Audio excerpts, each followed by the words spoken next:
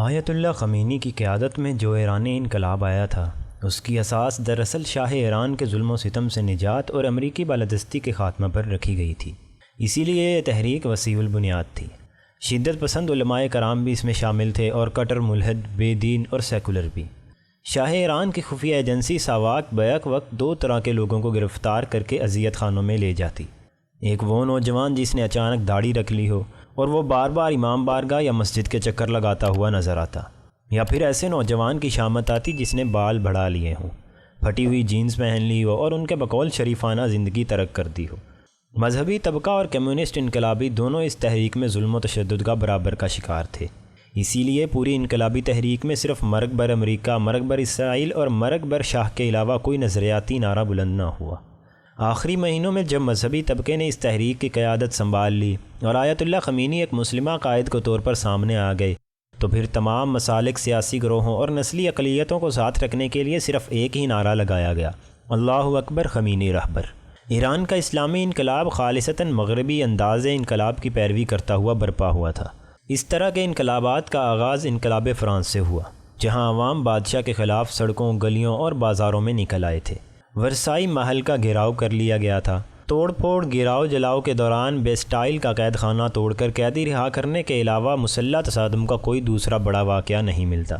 ایران کے اسلامی انقلاب میں بھی عوامی احتجاج بہت بڑا ہتھیار تھا، جس کے مقابل میں شاہ کے مظالم بڑھتے چلے گئے، اور پھر ایک دن اس عوامی احتجاج کے سامنے شاہ نے ہتھیار ڈال دیے۔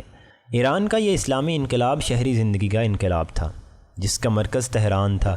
ایران میں 70% آبادی شہروں میں رہتی ہے اور صرف 30% دیہات میں۔ ایرانی انقلاب جدید شہری فیشن کا جدید اسلامی انقلاب تھا۔ اس کے مقابلے میں طالبان کے انقلاب نے جنگ و جدل کی کوکھ سے جنم لیا تھا۔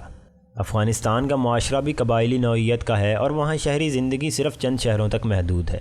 ایران میں ہزاروں سال کی بادشاہت کی ایک روایت تھی، جبکہ افغانستان ہمیشہ سے بالکل جزیرہ نماء عرب کی طرح دنیا بھر کی تہذیبی زندگی سے کٹا ہوا ایک خطہ رہا ہے۔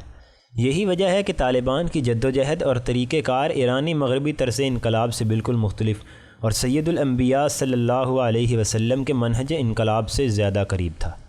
طالبان کی پہلی انقلابی جدوجہد دراصل سوویت یونین کی شکست کے بعد جنم لینے والی آپس کی خانہ جنگی کے خلاف تھی۔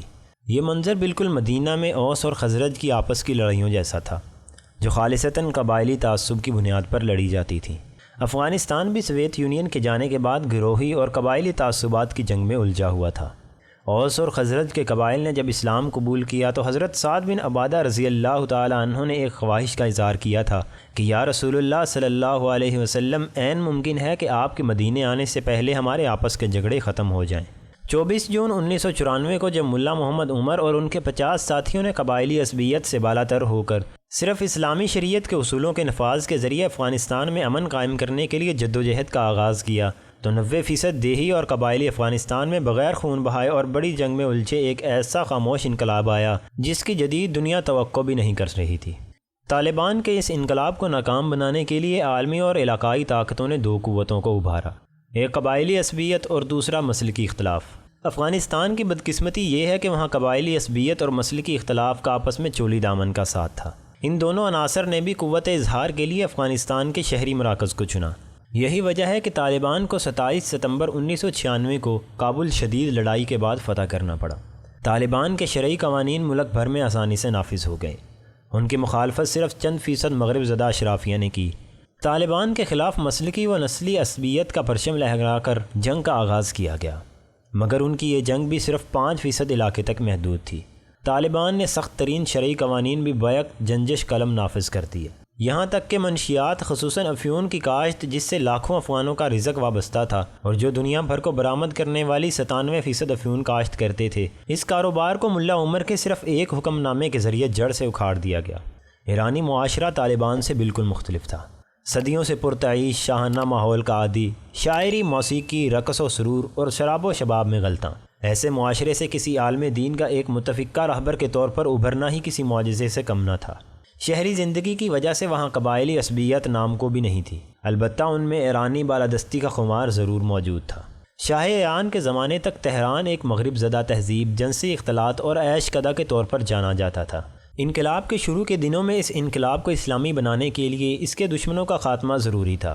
کیونکہ یہ کسی بھی وقت رد انقلاب بن سکتے تھے۔ خود انقلابیوں کی صفوں میں کمیونسٹ خیالات رکھنے والے مجاہدین خلق کی تعداد کافی زیادہ تھی۔ ایرانی انقلاب کے آغاز کے دن بڑے مشکل تھے۔ ایک طرف شاہ کے امریکی نواز وفادار فوجیوں کا قلع کما کرنا اور دوسری جانب کمیونسٹ انقلابیوں کو اقتدار سے علیحدہ کرنا، اور ساتھ ہی ایران کی عشرت زدہ اشرافیہ پر شرعی قوانین نافذ کرنا۔ یہ انتہائی مشکل کام تھا جسے آیت اللہ خمینی کی بصیرت نے آسان کر دیا۔ سب سے پہلے شاہ پرست امریکی نواز جرنیلوں کو پھانسیاں دی گئی اور فوج پر اپنا اثر و رسوخ مستحکم کیا گیا۔ اس دوران مجاہدین خلق حکومت میں شریک رہے، لیکن ایرانی علماء نے کمال مہارت سے پاسدارانہ انقلاب اور بسیج کی صورت 2 مسلح گروہ منظم کر لیے۔ اس کے بعد کمیونسٹ نواز مجاہدین خلق کو منافقین اور امریکی نواز کہہ کر حکومت سے علیحدہ کر کے جیلوں میں ڈال دیا گیا۔ جیل میں قید ان 40,000 مجاہدین خلق کے قیدیوں کو ایک حکم نامے کے تحت سمری ٹرائل کر کے چشم زدن میں پھانسی دے دی گئی۔ آیت اللہ خمینی کے ہاتھ سے لکھے ہوئے حکم نامے کا آغاز ان الفاظ سے ہوتا ہے: چونکہ یہ منافقین اور خائن اسلام پر یقین نہیں رکھتے اور جو کچھ وہ زبان سے اقرار کرتے ہیں وہ ایک دکھاوا اور منافقت ہے۔ اس کے بعد لکھا، ان کے اپنے لیڈر نے یہ تسلیم کیا ہے کہ وہ اسلامی نظام حکومت کے خلاف جنگ میں شریک تھا، جو دراصل اللہ کے خلاف جنگ ہے۔ آخر میں یہ حکم تحریر تھا: وہ سب جو پورے ملک کی جیلوں میں ہیں اور منافقین کی حمایت پر قائم ہیں، دراصل اللہ سے جنگ کر رہے ہیں، اسی لیے انہیں پھانسی دے دی جائے گی۔ تاریخ میں بیک وقت ایک حکم نامے سے جیلوں کے اندر اتنی بڑی تعداد یعنی 40,000 مخالفین کو پھانسی دینے کی نظیر نہیں ملتی، لیکن انقلاب کے استحکام کے لیے یہ ضروری تھا، ورنہ ایرانی اسلامی انقلاب صفحہ ہستی سے مٹ چکا ہوتا۔